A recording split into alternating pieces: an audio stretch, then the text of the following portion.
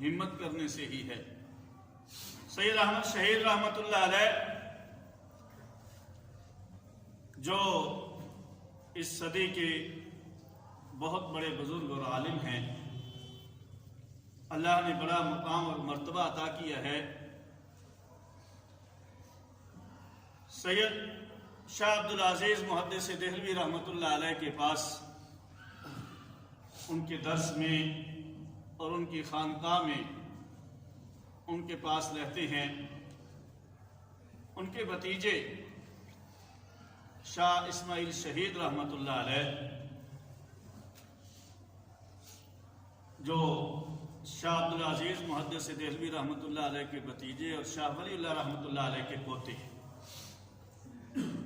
وہ اور ان کے ایک دوسرے ساتھی مولانا عبدالحی رحمۃ اللہ علیہ، یہ دونوں حضرات فرماتے ہیں کہ ہم نے ایک دن حضرت شاہ عبدالعزیز محدث دہلوی رحمۃ اللہ علیہ سے عرض کیا کہ حضرت ہمیں بیعت فرمائیں، ہم آپ کی بیعت کرنا چاہتے ہیں۔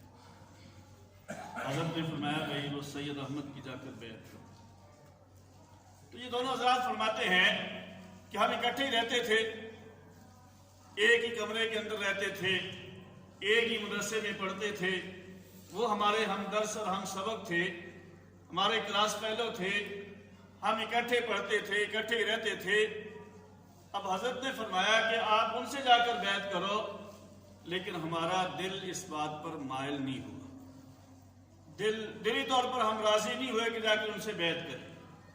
اب حضرت نے فرما دیا، ہم نے خاموشی سے سن لیا۔ اس کے بعد کہتے ہیں کچھ دنوں بعد ہم نے دوبارہ پھر حضرت سے عرض کیا، تو حضرت نے فرمایا بھائی سید احمد کی بیعت کریں۔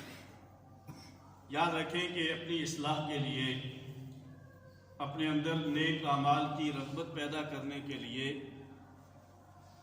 کسی اللہ والے کی جو صاحب شریعت ہو اس کی بیعت کرنا ضروری ہے۔ بغیر اصلاح کے، بغیر بیعت کے اصلاح نہیں ہوتی۔ اللہ والوں کی مجلس میں تھوڑی دیر کے لیے اگر ہم بیٹھیں گے، اپنا تعلق ان کے ساتھ پیدا کریں گے، تو آپ حضرات نے یہ بات بڑی مشہور ہے، سنی ہوئی ہوگی، یک زمانہ صحبت با اولیاء بہتر از 100 سالہ طاعت بے ریا، کہ اللہ والوں کی مجلس میں ایک گھڑی بیٹھ جانا 100 سال کی بے ریا عبادت سے افضل ہے۔ اور یہ افضل اس لیے ہے، علماء فرماتے ہیں کہ مسلمان کا اور انسان کا مقصود اصلی ذات باری تعالیٰ ہے، اسے اللہ تک پہنچنا ہے، اور اللہ تک پہنچنے کے لیے اللہ والوں کی مجلس ضروری ہے۔ جب اللہ والوں کی مجلس میں آپ بیٹھیں گے، اللہ آپ کو آپ کے مقصود تک پہنچا دے گا۔ تو اب حضرت نے فرمایا کہ سید احمد کی بیعت کرو، دوسری دفعہ بھی کہتے ہمارا دل مائل نہیں ہوا۔ اب کچھ دنوں کے بعد ہم نے سید احمد سے کہا کہ ہم نے حضرت سے یہ گزارش کی تھی اور حضرت نے ہمیں یہ حکم فرمایا، لیکن ہمارا دل مائل نہیں ہوا۔ تو کہتے ہیں سید احمد شہید نے ہمیں کوئی جواب نہیں دیا۔ کچھ دن گزرے، ایک دن رات کو کہتے ہمیں اٹھایا تہجد کے لیے، اکٹھے رہتے تھے، اٹھا کر کہنے لگے بھائی اٹھو اور اٹھ کر وضو کرو، اور یاد رکھنا کہ وضو اللہ کی رضا کے لیے کرنا۔ سید اسماعیل شہید رحمۃ اللہ علیہ اور مولانا عبدالحی صاحب رحمۃ اللہ علیہ، یہ دونوں حضرات فرماتے ہیں کہ جب سید احمد نے ہمیں یہ کہا کہ اٹھو، اٹھ کر وضو کرو اور وضو اللہ کی رضا کے لیے کرنا، کہتے اس وقت جو ہم نے وضو کیا، اس وضو کے اندر جو ہمیں سکون ملا اب تک زندگی میں کبھی نہیں ملا تھا۔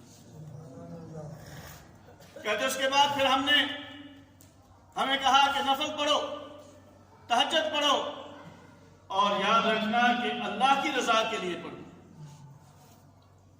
کہتے ہم نے جب وہ 2 نفل ادا کیے، ان 2 نفلوں کے اندر جو ہمیں دلی سکون نصیب ہوا، آج تک زندگی میں کسی عبادت کے اندر نہیں ملا تھا۔ اس کے بعد پھر یہ حضرات ان کے بیعت ہوئے اور پھر ساری زندگی ان کے نام ہی کرتے، پھر سفر اور حضر میں ان کے ساتھ رہے، ان کے ساتھ ہی جہاد اور جنگ کرتے ہوئے شہید ہوئے، اور آج بھی بالا کوٹ کی وادیوں میں آرام فرما رہے ہیں۔ میں یہ عرض کر رہا ہوں کہ یہ مقام سید احمد شہید رحمت اللہ علیہ کو کیوں ملا؟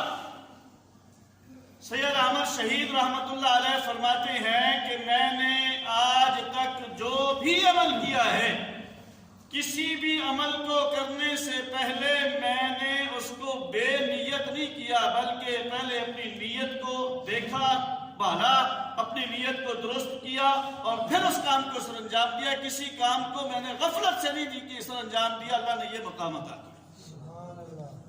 ذات محترم، ہم بھی بعض دفعہ یہ ہوتا ہے کہ ٹھیک ہے روٹین میں ہم کام کر رہے ہیں، نیت کے اندر وہ چیز نہیں ہوتی، دل کے اندر استحضار نہیں ہوتا، کام ہم کر لیتے ہیں، لیکن اس کام کو کرنے سے پہلے جیسے کہتے ہیں کہ ہر عمل سے پہلے اپنی نیت کو دیکھو، عمل کے دوران بھی اس کا جو ہے وہ خیال کرو اور آخر میں بھی جو ہے وہ خیال کرو۔ جتنا اخلاص ہوگا اللہ رب العزت اتنے ہی اس عمل کو بھی قبول کریں گے، اور اتنا ہی اللہ رب العزت جو ہے اس کی وجہ سے ہماری زندگی کو بھی بدلیں گے۔ اللہ سے دعا ہے اللہ ہمیں عمل کی توفیق دے۔